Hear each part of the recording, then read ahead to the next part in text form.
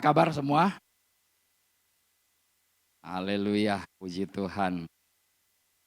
We are all blessed. Kita semua diberkati, amin. Dahsyat Tuhan. Dari tadi puji-pujian penyembahan saya sudah merasakan hal yang luar biasa. Tuhan kan mau berbicara dan Tuhan ada di sini tempat kita sama-sama, amin. Puji Tuhan. Saya melihat wajah-wajah yang luar biasa hari ini. Puji Tuhan, amin. Saudara lihat saya seperti apa nih? Tambah ganteng atau gimana? Haleluya. Kalau saudara nggak mau bilang tambah ganteng, saya sendiri ngomong saya tambah ganteng, tambah awet muda, tambah keren. Haleluya. Boleh lihat kiri kanan bilang, kamu luar biasa, kamu diberkati. Amin. Ya, puji Tuhan. Kita lepaskan berkat. Amin ya.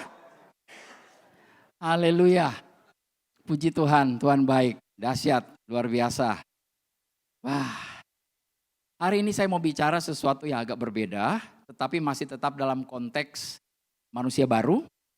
Kita adalah semua manusia baru, amin. Saya pastikan saudara tidak akan tidur pada siang hari ini. Haleluya, puji Tuhan. Saya mau bicara hari ini, saya langsung mau to the point pada poinnya. Saya nggak mau tedeng aling-aling, saya nggak mau ngomong apa-apa lagi, saya mau langsung ke pusatnya, haleluya. Ini bicara soal otoritas, bicara soal kuasa manusia baru. Kita punya otoritas, kita punya kuasa. Amin. Apa itu otoritas? Apa itu kuasa? Nah saudara, kita tahu kuasa itu satu power ya, sesuatu yang dahsyat, yang luar biasa. Ya, matahari ada powernya, ada sesuatu yang dahsyat. Ya, saya selalu bilang kalau matahari saudara bisa ambil, kantongin saat ini seperti apa rasanya? Banyak orang bilang saya nggak bisa Pak Dolfi. Matahari terlalu besar, nggak bisa dikantongin. Saya bilang ibaratnya seandainya saudara ambil matahari, masukin ke kantong saudara. Rasanya apa? Powerful, panas. Betul? Sekarang saudara tahu yang kita kantongin yang ada dalam kita ini siapa? Pencipta matahari itu sendiri. Amin. Pencipta langit dan bumi, pencipta seluruhnya. Itu ada dalam kita. Nah, kita punya kuasa, kita punya otoritas. Apa yang membedakan antara kuasa dan otoritas? Ya, kuasa tadi kita sudah tahu bahwa adalah suatu power, ada sesuatu yang luar biasa yang bisa kita lepaskan.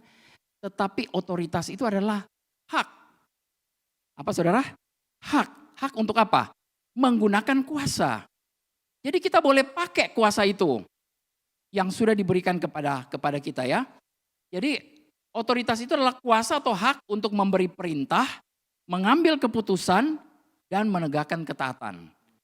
Ya, saya tahu, kita tahu di sini orang di Indonesia ini orang paling berkuasa dan berotoritas siapa? Presiden kita, Pak Jokowi. Ya, dia punya kuasa dan dia punya otoritas. Artinya dia boleh pakai kuasa itu. Kuasa atas siapa? Atas TNI, Angkatan Darat, Angkatan Laut, Angkatan Udara. Betul? Dan kepolisian. Ya kalau dia bilang serang negara tetangga, saya nggak mau sebut namanya deh. Serang negara tetangga. Dia katakan kepada Angkatan Udara, terbang kamu bom. Apa yang dilakukan? Mereka taat. Mereka akan pergi dan mereka akan bom. Betul? Ya. Tetapi dia tidak sembarangan pakai kuasanya, betul? Dia tidak akan sembarang suruh serang, pergi ke negara tetangga dan serang. Ya kita lagi dalam keadaan aman-aman saja, ngapain dia pergi menyerang. Jadi otoritas itu, kuasa itu dia tidak pakai, dia tidak pergunakan. Dia stop, dia nggak ngomong, dia nggak bicara, dia nggak perintahkan. Betul? Nah hari ini, coba boleh ditampilkan di Lukas 10 ayat 19. Lukas 10 ayat 19 berkata apa?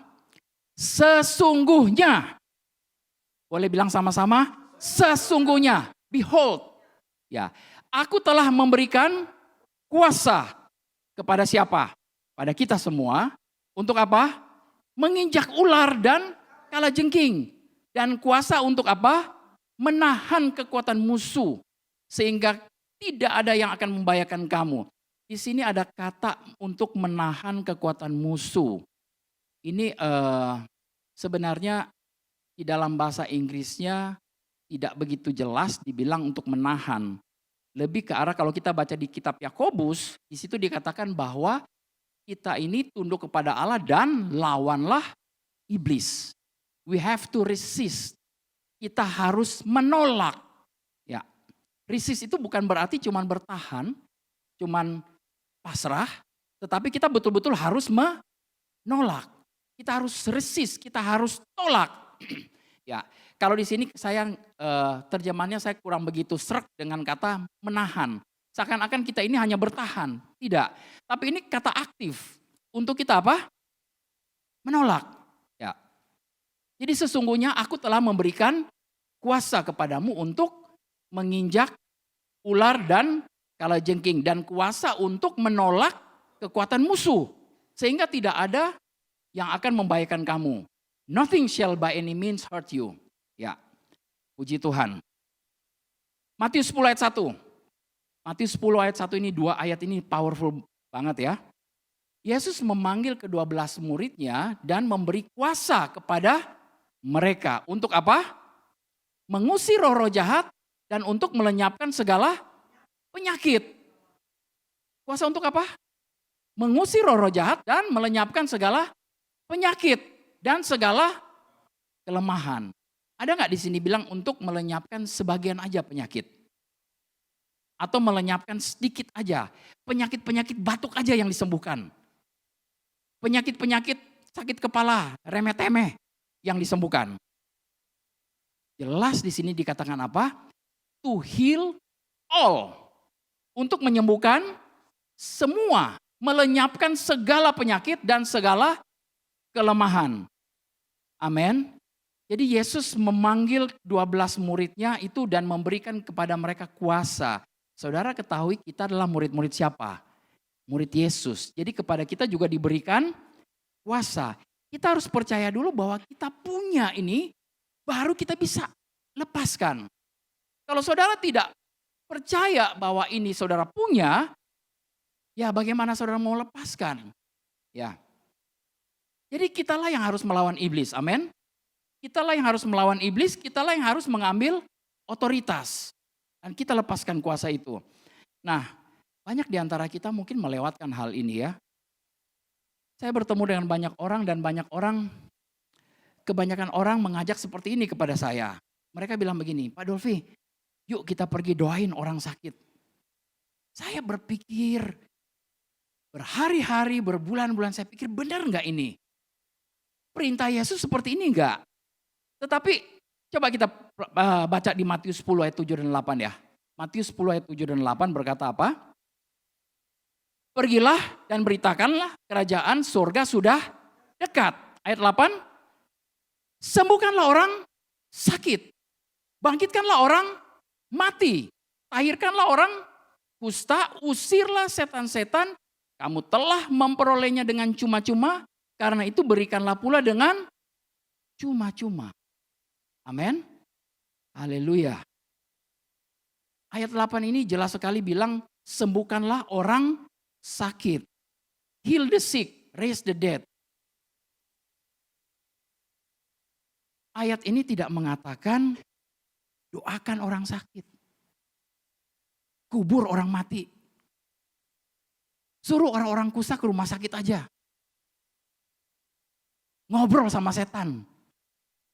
Banyak orang yang suka ngobrol sama setan. Ya. Saya ingat Pak Sugi bilang, luar biasa Pak Sugi bilang, lebih banyak orang percaya kepada setan daripada kepada Tuhan. Itu sangat menemplak ya. Puji Tuhan. Jadi ayat ini jelas sekali dikatakan apa? Sembuhkan orang sakit. Kalau saya tanya kepada saudara Bapak Ibu pergi sembuhkan orang sakit. Siapa yang menyembuhkan? Orang banyak bilang Tuhan Yesus yang menyembuhkan. Sekali lagi saya tanya, kalau saudara sekarang diberi kuasa, powerful sekali, saudara yang pergi sembuhkan orang sakit, yang menyembuhkan siapa? Kita. Kenapa diam sekali di sini? Lagi mikir, benar nggak ya? Saya nggak yang menyembuhkan ya?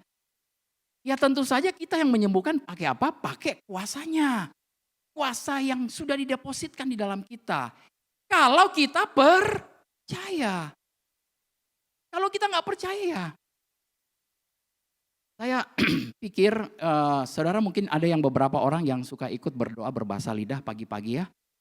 Ya saya pikir kita harus robah juga cara kita berdoa, mendoakan orang sakit pagi-pagi hari. Hostnya suka bilang, ayo ibu ini doakan orang sakit. Atau ibu ini doakan orang sakit ini. Ya, diarahkan untuk mendoakan. Tetapi seharusnya kita berkata apa? Ayo Pak Vincent sembuhkan orang sakit. Amin. Saudara kalau berita ini dia dikabarkan di gereja-gereja yang biasa konservatif mungkin saudara ditendang dari gereja. Haleluya. Sembuhkanlah orang sakit, bangkitkan orang mati, tahirkan orang kusta, usir setan-setan. Ya. Berapa banyak dari kita mungkin yang selalu berdiri dan berkata, Tuhan tolong sembuhkan orang ini. Tuhan tolong biarlah kuasamu yang bekerja untuk orang ini. Ya, tetapi hari ini saya mau sampaikan berapa banyak dari kita yang bisa berkata, Hatta, aku sembuhkan kamu. Sembuh. Puji Tuhan. Itu yang dikatakan istri saya waktu itu kepada Hatta. Ya waktu kita datang berdoa di Hatta, kita udah gemas sama dia karena aduh. Ya Bapak Ibu kalau lihat, gak apa-apa ya Hatta ya saya cerita di sini dikit ya, sip ya.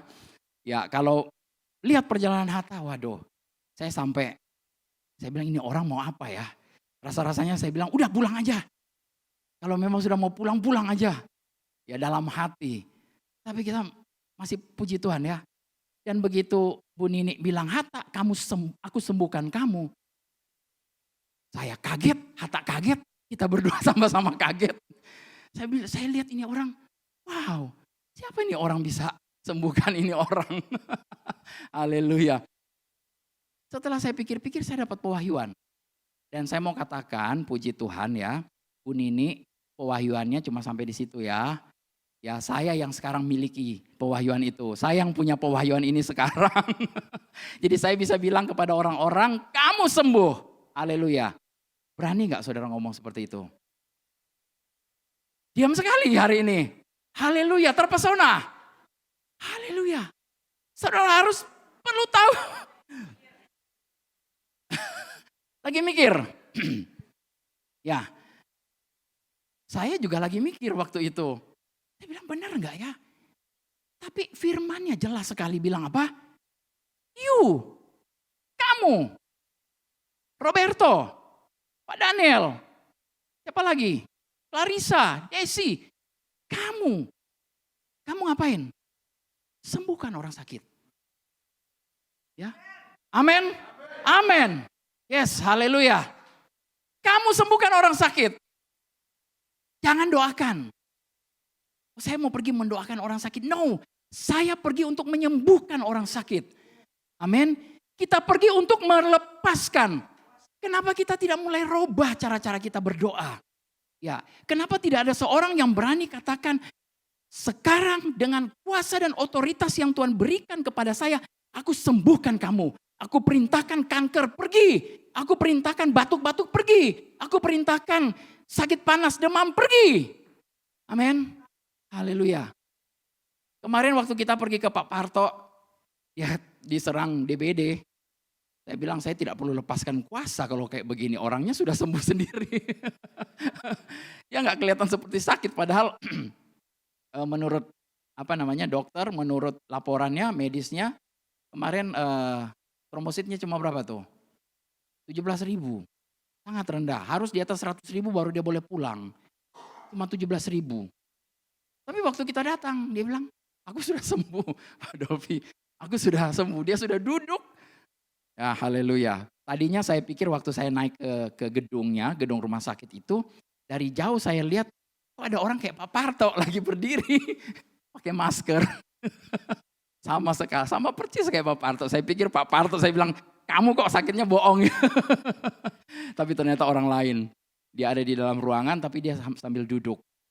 Dan kita nggak ngomong apa-apa, cuma ngomong kebaikan Tuhan. Dan saya bilang oke, sekali lagi kita mau lepaskan kuasa, kesembuhan dan kita nyatakan betul-betul pulih. Sembuh kembali dan pagi harinya didoakan sama Ibu Mira kalau tidak salah. Dan siangnya dia pulang ke rumah. Puji Tuhan, cepat sekali, saya bilang begitu cepat. Ya karena apa? Kuasa itu kita harus lepaskan. Amin. Ya jadi kita harus tahu bagaimana caranya kita berdoa. Ya, bagaimana kita mulai melepaskan kuasa itu. Ya ada orang-orang berkata bahwa ya Tuhan, kami ini gak bisa berbuat apa-apa. Kami ini bukan siapa-siapa. Apakah pernyataan ini benar? Ya benar, kita mungkin bukan siapa-siapa, kita tidak punya apa-apa, tetapi tidak sampai di situ. Kita punya siapa? Yesus yang di dalam kita. Di Galatia 2 ayat 20 berkata, ini bagus banget ayatnya. Namun aku hidup, tetapi bukan lagi aku sendiri yang hidup. Melainkan siapa? Kristus yang hidup di dalam aku. Dan hidupku yang kuhidupi sekarang ini, di dalam daging adalah hidup oleh iman. Iman siapa? Iman Yesus Kristus, iman anak Allah. Ya. Yang telah mengasihi aku dan menyerahkan dirinya untuk aku. Nah ayat ini saya sudah pernah jelaskan waktu kalau saudara suka ikut di berdoa berbahasa lidah pagi-pagi. Ini sudah pernah saya jelaskan, ini juga sudah pernah Bu Yeni tulis di dalam seruput kopi cantiknya. Tentang now I live by the faith of the Son of God. Jadi sekarang ini kita hidup pakai siapa? Pakai iman Yesus, imannya Allah. Bukan hidup di dalam, bukan hidup percaya kepada Tuhan. Kita betul percaya kepada Tuhan, tetapi sekarang kita pakai imannya Yesus sendiri. Iman Yesus itu seperti apa? Iman Yesus itu waktu ada 5 roti dan 2 ikan dia perhadapkan kepada dia. Waktu orang-orang ada 5.000 orang yang kelaparan. Dan dia bilang, kamu beri makan. Dia ngomong kepada siapa? Murid-muridnya. Murid-muridnya bilang angkat tangan. Tuhan berapa banyak uang yang harus kita sediakan. Gaji orang 1 tahun gak bisa. Ya, tetapi dia katakan kamu yang kasih makan. Murid-muridnya masih gak paham. Dan dia memberi contoh. Ya ambil apa yang sedikit dan dia memberkati. Dia mengucap syukur kepada Tuhan, dia mengucap syukur untuk apa yang sedikit. Dan ketika dia mulai bagi-bagikan, apa yang terjadi? Begitu murid-murid mulai bagi-bagikan, di situ mujizat pelipat gandaan terjadi. Amin. Haleluya. Ada kuasa yang luar biasa, Bapak Ibu. Bapak Ibu punya sedikit, apapun yang sedikit itu jangan dikutuk. Berapa banyak dari kita yang suka mengeluh dengan yang hanya sedikit. Aduh uangnya sedikit, aduh penghasilannya sedikit, aduh klien ini, aduh. Dan kita aduh. Kalau saudara mau aduh terus, saat ini bertobat. Amin. Stop. Mengucap syukur, bawa yang sedikit ini. Mengucap syukur dan berkati. Amin. Tidak ada amin. Haleluya. Puji Tuhan. Oke. I'm crucified with Christ, nevertheless I live, yet not I. Bukan saya lagi, tetapi siapa yang di dalam saya? Kristus. Nah Kristus, Yesus Kristus. Jadi siapa yang tinggal dalam saudara? Yesus Kristus. Puji Tuhan. Siapa Yesus Kristus? Juru selamat. Amin. Dia yang menanggung segala sakit penyakit kita. Dia yang sudah mati di atas kayu salib. Dia yang sudah dia yang kaya menjadi miskin. Supaya kita yang miskin menjadi kaya. Kapan saat miskinnya? Waktu di atas kayu salib. Ya tidak ada sehelai benang pun. Ya sorry ya kalau misalnya Bapak Ibu masih lihat ada patung, ada gambar Yesus. Terus masih ada sehelai benang, tutupin auratnya, itu enggak benar. Ya yang benarnya dia betul-betul dipermalukan, dipaku di atas salib, ditelanjangin dan badannya hancur lebur. Ya, tidak berbentuk. Bahasa Inggris bilang itu dia seperti beast. Beast itu makhluk yang tidak berbentuk. Kenapa? Karena hancur. Ya, setiap kali dicambuk ke tubuhnya, begitu ditarik, begitu dagingnya keluar, darahnya ngucur. Dan itu yang menyembuhkan kita. Amin. Dan dia digantung di atas kayu salib supaya apa? Supaya kita tidak perlu mengalami itu. Supaya Bapak Ibu Saudara itu semua sakit penyakitnya naik ke atas kayu salib. Ditanggung di atas kayu salib. Kemiskinan, segala kutuk itu naik ke atas kayu salib. Amin. Haleluya.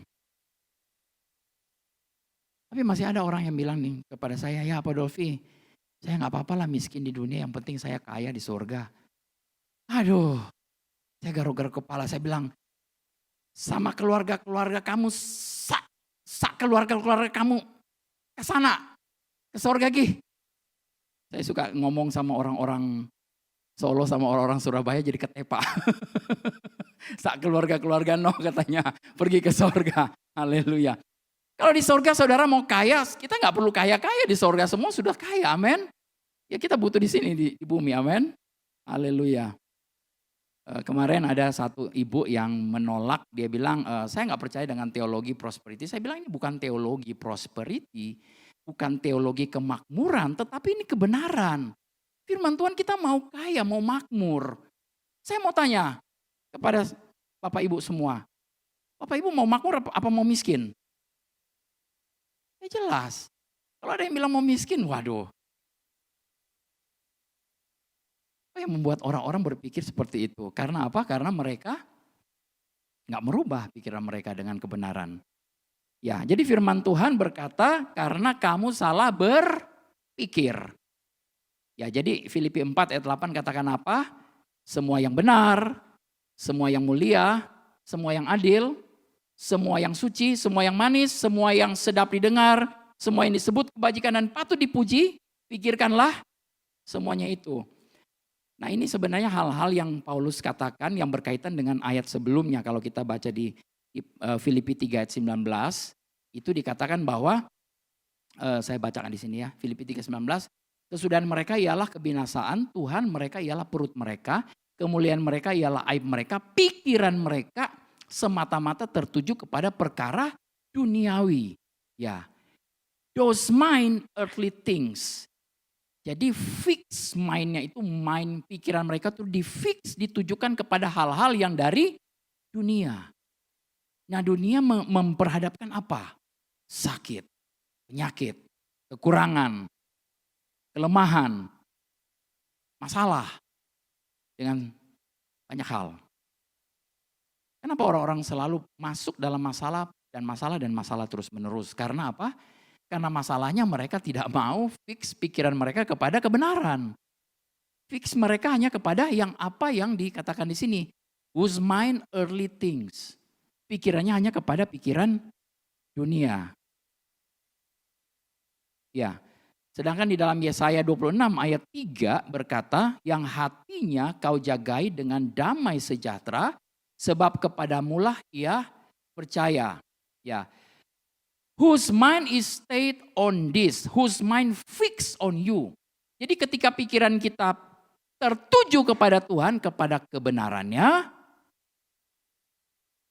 yang akan terjadi dalam hidup kita. Amin. Sakit penyakit kebenaran bukan? Kenyataan. Kemiskinan, kekurangan, bangkrut, itu apa? Kebenaran bukan? Bukan, itu adalah kebohongan. Kenyataan yang dibohongin, kita dibohongin. Ya, jadi sekarang saya mau bilang, saya mau katakan bahwa yang hatinya teguh, yang hatinya itu terus menerus fix kepada firman Tuhan, itu dijaga dengan damai sejahtera. Haleluya. Di dalam Roma 8 ayat 6 berkata, karena keinginan daging adalah maut, tetapi keinginan roh adalah hidup dan damai sejahtera. Ibrani 11 ayat 15 berkata, Ibrani 11 ayat 15, ini ayat bagus banget Pak, boleh ditampilin ya. Dan kalau sekiranya dalam hal itu mereka ingat akan tanah asal yang telah mereka tinggalkan, maka mereka cukup mempunyai kesempatan untuk pulang ke situ. Ini Bapak Ibu bicara soal siapa? Abraham. Abraham, dia kalau sempat, dia kan diperintahkan oleh Tuhan untuk pergi keluar dari tanah apa? Ur Kasdim. Untuk pergi ke tanah perjanjian. Dia tahu nggak di mana tanah perjanjiannya? Nggak tahu. Ya. Nah ini ayat ini katakan, dan kalau sekiranya mereka ingat Abraham ingat tanah asal yang telah mereka tinggalkan, ya mereka cukup punya kesempatan. Artinya kalau Bapak Ibu mau masih mengingat-ingat hal yang lama, manusia lamamu, kamu punya kesempatan untuk balik lagi ke manusia lama, kepada pola pikir yang lama. Kita ini sudah manusia baru. Amin. Manusia baru menerima hal-hal yang baru. Kita adalah ciptaan yang baru, yang lama sudah berlalu. Jangan dipikir-pikir lagi. Amin. Dipikirkan pun jangan. Puji Tuhan. Haleluya. Jadi kadang-kadang kehidupan kita suka dikotak-kotakan ya. Ada yang sekuler, ada yang spiritual. Ada yang rohani, ada yang sekuler. Ya, saya pernah ngobrol dengan salah satu saudara saya. Dia bilang, oh ya Pak Dolfi, kalau saya di gereja ya saya rohani. Saya ikut pendalaman Alkitab dan lain-lain. Saya rohani. Tapi begitu saya di bisnis, kita harus singkirkan hal-hal rohani. Waduh, saya kaget waktu dia bilang ngomong begitu. Kita harus singkirkan hal-hal rohani. Wah, kalau ada hal-hal yang, wah pokoknya segala cara saya akan lakukan. Tapi nanti saya balik hari Minggu ya saya kudus. Ya hidupnya dari hari ke hari seperti itu. Ya. Ya Bapak Ibu jangan seperti itu ya. Puji Tuhan. Ya oke. Saya akan kembali lagi kepada Lukas 5 ayat 17. Ya kita buka sama-sama Lukas 5 ayat 17. Pada suatu hari ketika Yesus mengajar, ada beberapa orang Farisi dan ahli Taurat duduk mendengarkannya. Mereka datang dari semua desa di Galilea dan Yudea dan dari Yerusalem. Perhatikan baik-baik di sini Bapak Ibu. Kuasa Tuhan menyertai dia sehingga ia dapat menyembuhkan orang sakit. Ya. Di sini ada kuasa yang menyertai siapa? Yesus. Kalau Yesus tidak disertai dengan kuasa, dia tidak bisa menyembuhkan orang sakit. Nah, perhatikan di sini. Yesus bisa menyembuhkan orang sakit karena apa? Karena ada kuasa yang menyertainya. Bapak Ibu, kita semua punya kuasa yang menyertai kita. Berarti kita bisa menyembuhkan orang sakit. Boleh katakan amin? Amin. Amin. Haleluya. Puji Tuhan, saya suka di sini ya. Aminnya bukan makin pelan tapi makin kenceng. Haleluya. Ya. Jadi kita sudah diberikan satu kuasa ya. Ini saya ada satu kuasa nih. Power bank. Ya ini kuasa di dalam namanya juga power bank. Betul? Ya. Ini isinya apa? Ada power. Ya, saya mau kasih ini dia. Adi, ya buat Adi. Sudah terima? Sudah kan? Ya oke. Sudah ya? Terima ya. Oke. Kenapa diambil lagi? Udah dikasih kan? Ya udah, terima. Terima. Oke. Sudah? Oke. Oke, ya udah. Oke. Kenapa dibalikin lagi?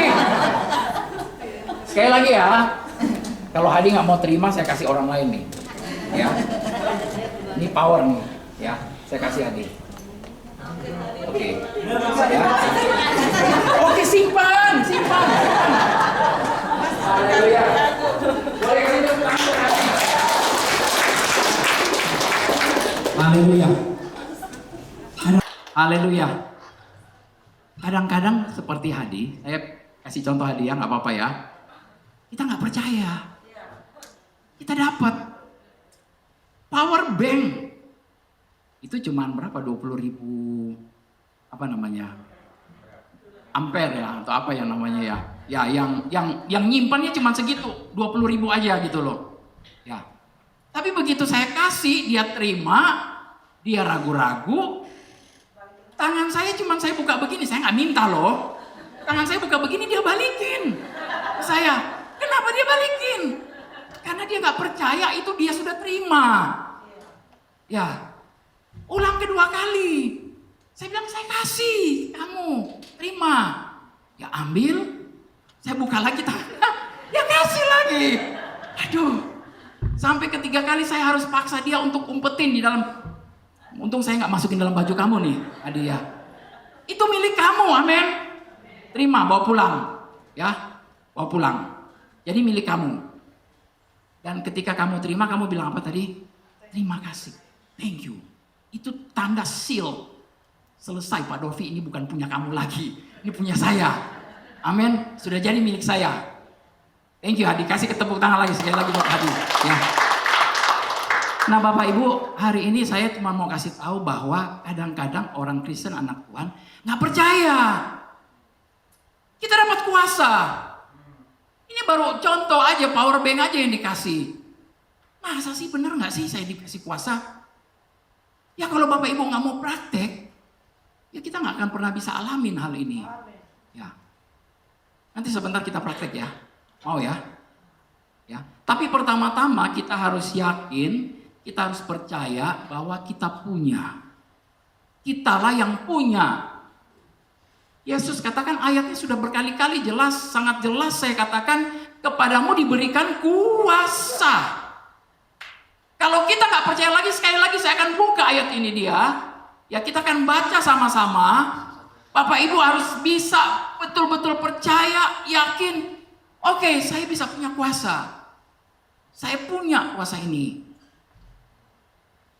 Nah sayang sekali, saudara tahu setiap orang Kristen yang sudah percaya Yesus, terima dia sebagai Tuhan dan Juru Selamat, percaya bahwa Yesus itu mati, hari ketiga bangkit. Roma 10 ayat 9-10 berkata, dia percaya dalam hati, mengaku dengan mulut, dia diselamatkan. Amin. Ya.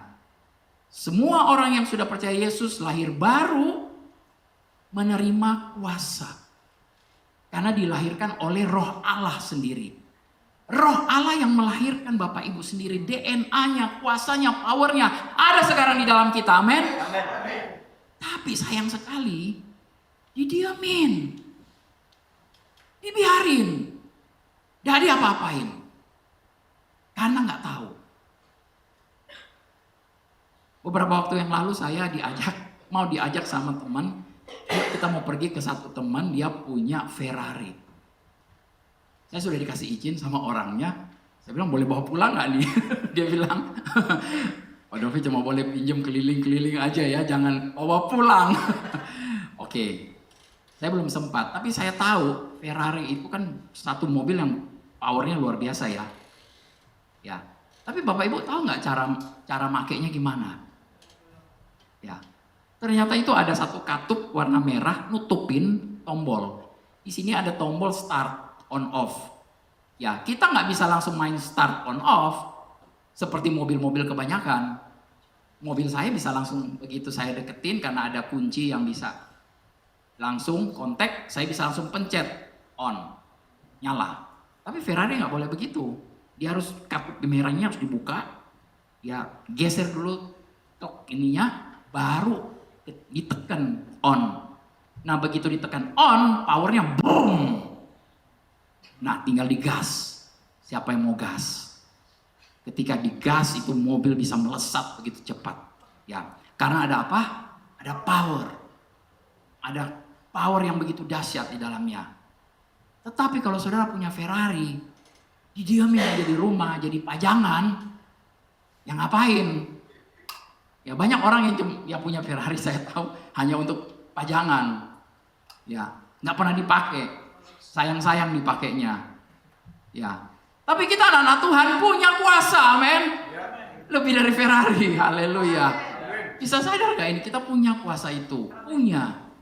Ya pertama jadi kita harus tahu, yakin, sadar sesadar-sadarnya. Yes Lord, I have the power. Aku punya kuasa dan aku punya otoritas. Artinya hak untuk menggunakan kuasa ini. Kalau saudara sudah dikasih kuasa, sudah dikasih hak untuk pakai. Jangan didiamin. Nah, bagaimana caranya Pak Dovi pakainya? Lewat apa? Perkataan. Jangan diem. Yakobus katakan bahwa kita harus tunduk kepada Allah, resist the devil. Gimana caranya kita meresist the devil? Bagaimana caranya kita menolak iblis? Kita ngapain? Dia bilang, iblis, aku tolak kamu ya. Aku tolak. Apa yang harus kita katakan? Pergi. Perintahkan dia untuk pergi. Ya. Demikian juga untuk sakit penyakit. Haleluya. Jadi sekarang ini kita mau praktek. Bapak Ibu, saya nggak mau panjang-panjang. Saya mau orang-orang TLW, saya melihat. Dari beberapa bulan yang lalu saya terus mengimajinasikan kita di tempat ini kita mulai ada power, ada orang-orang yang mau memakai kuasa itu. Ya, Bapak Ibu di dalam 1 Korintus berkata bahwa di antara jemaat di kita ini, kita ada yang mendapatkan karunia-karunia. Ada yang memperoleh gift, hadiah khusus. Ada yang namanya hadiah iman, khusus. Imannya yang luar biasa. Ada karunia untuk menyembuhkan orang sakit, khusus. Betul, ada orang-orang tertentu yang bisa menyembuhkan orang-orang. Tetapi firman Tuhan juga katakan bahwa kita juga punya. Asal kita punya iman. Asal kita percaya, kita yakin, kita tahu bahwa kitalah yang orang-orang yang melepaskan kuasa itu. Jadi kalau sekarang saya ajak Bapak Ibu, yuk kita pergi ke rumah sakit. Kita mau sama-sama bersepakat untuk menolak sakit penyakit. Kita mau sembuhkan orang ini. Amin. Amin. Ya. Kita jangan lagi pakai istilah kita mau mendoakan. Saya nggak tahu kenapa kita dulu pernah pakai istilah itu ya, mendoakan orang sakit. Tapi tidak ada perintah untuk mendoakan. Ya mungkin di dalam doa itu terkandung yang namanya perintah ini. Ya istilah saya boleh pakai istilah mendoakan ini artinya kita betul-betul perintahkan untuk orang tersebut sembuh, untuk penyakitnya pergi. Amin. Ya.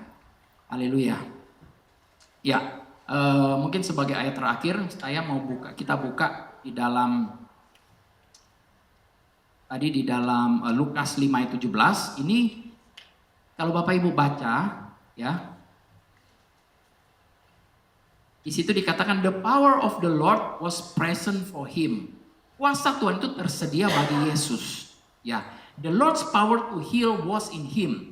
Kuasa Tuhan untuk menyembuhkan ada di dalam dia. The power of the Lord was present to heal them. Kuasa dari Tuhan itu tersedia ada untuk menyembuhkan orang-orang. Ya, the Lord's healing power was strongly with Jesus. Ini versi NIV. Berkata bahwa kuasa kesembuhan Tuhan itu strongly ada betul-betul kuat bersama-sama dengan Yesus. Sekarang ini ada dengan kuat bersama-sama dengan kita saat pagi hari ini. Amin. Ya, jadi Lukas 5:17 kalau Bapak Ibu baca ayat-ayat sesudahnya itu menceritakan tentang ada 4 orang yang membawa 1 orang lumpuh.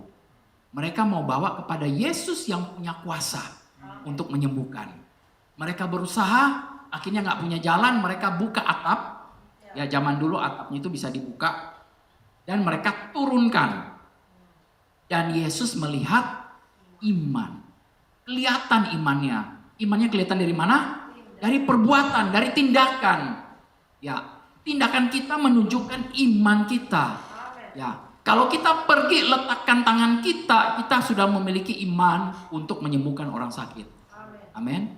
Jadi bagaimana caranya? Ini ada 4 orang yang bawa orang sakit untuk kepada Yesus.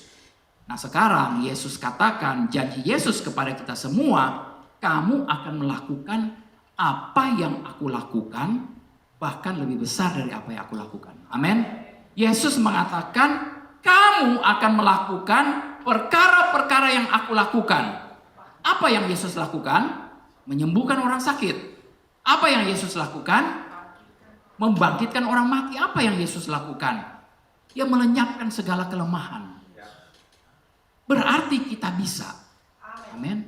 Nah sekarang 4 orang yang naik itu karena mereka tidak punya kuasa. Mereka hanya punya iman. Ya, waktu itu belum dikasih kuasanya pada mereka. Tapi mereka punya iman. Iman itu pun menyembuhkan. Yesus datang dan Yesus bilang ada iman. Yang Yesus katakan apa? Dosamu sudah diampuni. Orang-orang Yahudi marah. Mereka bilang, siapa yang bisa mengampuni? Ini dia, orang ini dia. Dan mereka bilang ini sesat. Ya, mereka marah pada Yesus. Tapi Yesus bilang, lebih gampang mana? Ngomong dosamu sudah diampuni atau bangkit sembuh? Mana lebih gampang? Haleluya. Lebih gampang sebenarnya bilang bangkit sembuh daripada bilang dosamu sudah diampuni. Ya, perlu sesuatu yang luar biasa di dalam kita untuk bilang dosamu sudah diampuni. Haleluya. Ya. Jadi sekarang 4 orang itu ada di sini. Kita semua di sini. Amin. Ya, 4 orang, mungkin 5 orang, 6 orang yang bersepakat bersama-sama untuk menyembuhkan orang sakit. Ya, sekarang 4 orang itu sudah punya kuasa, bukan hanya iman, tetapi ada kuasa di dalamnya. Amin. Dan saya bisa temukan di sini, di TLW sini. Haleluya. Jadi ada orang-orang yang datang untuk membawa orang-orang yang sakit. Tapi sekarang ini kita tahu bahwa kita punya kuasa. Amin. Ya. Saya mau Bapak Ibu, di sini saya melihat ada Pak Asang. Ya. Pak Asang puji Tuhan, dia sembuh dari total stroke-nya. Ya, puji Tuhan, dia sembuh dari sinusitisnya yang dia bilang 5 tahun membandel. Ya, waktu dia dibaptis sinusitisnya hilang, bidurannya kaki yang itu hilang, ya, dan sembuh. Amin. Tapi Bapak Ibu perhatikan, setiap kali Pak Asang datang, tangannya masih lemah. Masih lemah. Yesus katakan apa? Menyembuhkan orang sakit, melenyapkan segala kelemahan. Ya, hari ini siapa yang tergerak? Kita mau praktek sama-sama. Ya, kita mau lepaskan kuasa kesembuhan ini. Kita mau perintahkan, kita mau perkatakan. Ya, untuk tubuhnya betul-betul menerima. Kita perintahkan urat syaraf mulai dari otak, semua seluruh tubuh itu bisa bekerja dengan baik untuk dia. Amin. Ya, siapa lagi di sini yang ingin mau bersepakat? Boleh angkat tangan, Bapak Ibu. Pak Denny. Oke, nanti Pak Denny kasih tahu teman-temannya apa yang diperlukan untuk bisa bersepakat, ya, untuk mengusir sama-sama. Ini ada 3, 2, 3, 4 orang, ya. Kita mau praktek, ya. Mari pemain musik boleh nyanyikan lagunya.